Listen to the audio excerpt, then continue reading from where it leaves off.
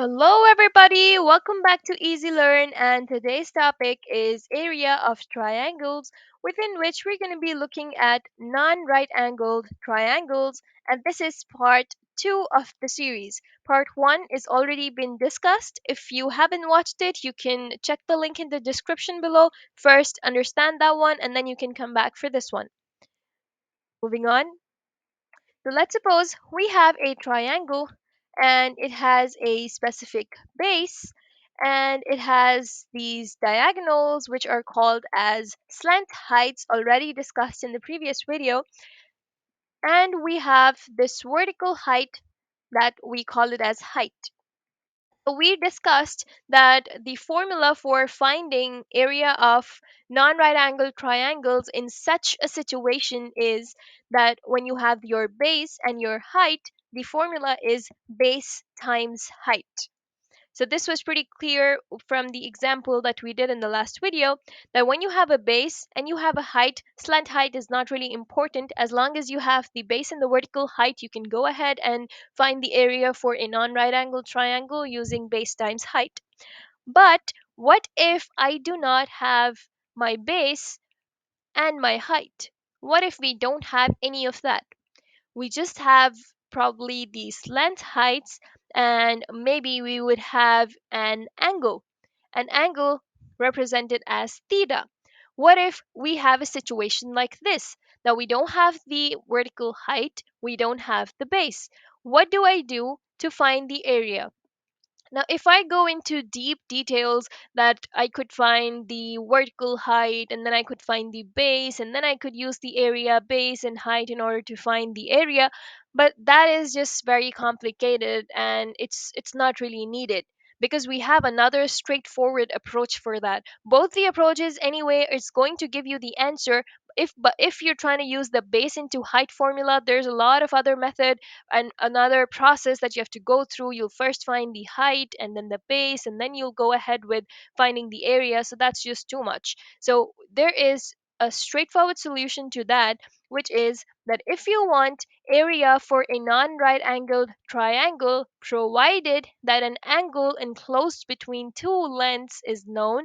Again, I would read that: provided that an angle enclosed between two lengths, which means there could be an angle that is theta enclosed between two lengths. Now, it doesn't matter if it's the two slant heights or if it's one slant height and one base, doesn't matter. As long as the theta is trapped between two lengths and two lengths are available to you, are known to you, and the theta is known, then you can use this formula which says area is equal to half, or 1 upon 2, AB sine C.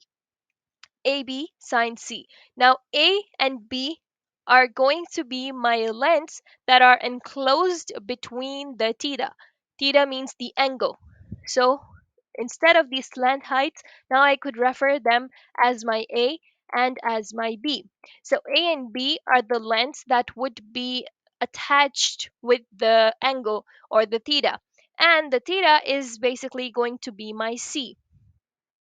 So C is the angle, whichever angle is given to me, and in order to find the area, I would need my angle and the two lengths that are attached with the angle. For example, let's look at a question. I have this base that's 10 centimeters, and let's suppose one of the slant height is 6 centimeter and the other one is 12 centimeters. And my angle is right here, that is 30 degrees.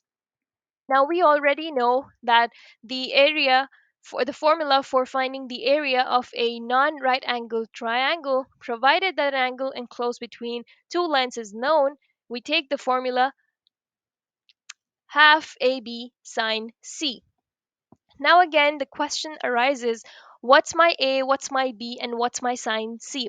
Now sine C is kind of straightforward because sine is always taken with the theta or the angle, and in this specific question, as you can see, there's only one angle given. So C is kind of clear that it's supposed to be 30.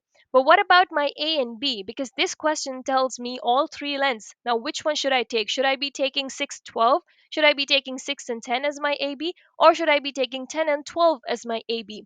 So you have to reread this statement provided that an angle enclosed between two lengths, which means that this specific angle should be trapped between those two lengths.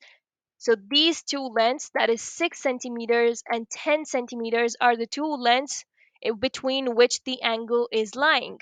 That means I won't be using 12 centimeters. These two lengths are the lengths that I'm going to be using for my area. If you use 6 and 12 with the 30, with the sign 30, you're going to get a wrong answer. So the right way is that you take the angle, and the lengths that are within the angle, that's the lengths that are corresponding to the angle, are those that you're going to be taking as your A and B. So if I write all that down, so it's half times 10 times 6 times sine 30. And you can just simply put that on your calculator. Make sure that your calculator is set on degrees, and then you're going to write zero point 0.5 times 10 times 6 times sine 30. It's important that your calculator is set on degrees. If it's on radians, then your answer is going to be wrong. Unless and until the question asks you to give the answer in radians, then you select radians. Otherwise, it always has to be on degrees.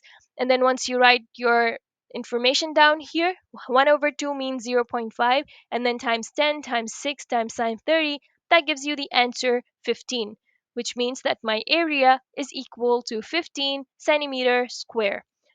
Again, let's just go through the whole thing. So area for a non-right angled triangle, if you have the base and if you have the height, then it's just simple formula, that's base times height. But if you don't have your base, you don't have your height, you have a specific angle, and you have two lengths that are involved with the angle, or those that are corresponding with the angle, then you're going to just do you're going to take those two lengths as your A and B and use the formula half AB sine C, and your angle is C. So you're going to take the length as AB, and then you put the angle in your sine C. You put it on your calculator, you get the answer. Make sure your calculator is on degrees, and in the end your area is supposed to be centimeter square or meter square. It has to be a square on the top, because area is always represented in a square. So that's all about the area of non-right angle triangles. If you have any questions, any confusions, you can drop them down in the comment section below. Thank you so much for watching Easy Learn. Do not forget to like, share, and subscribe. Take care of yourself. Until next time, thank you very much.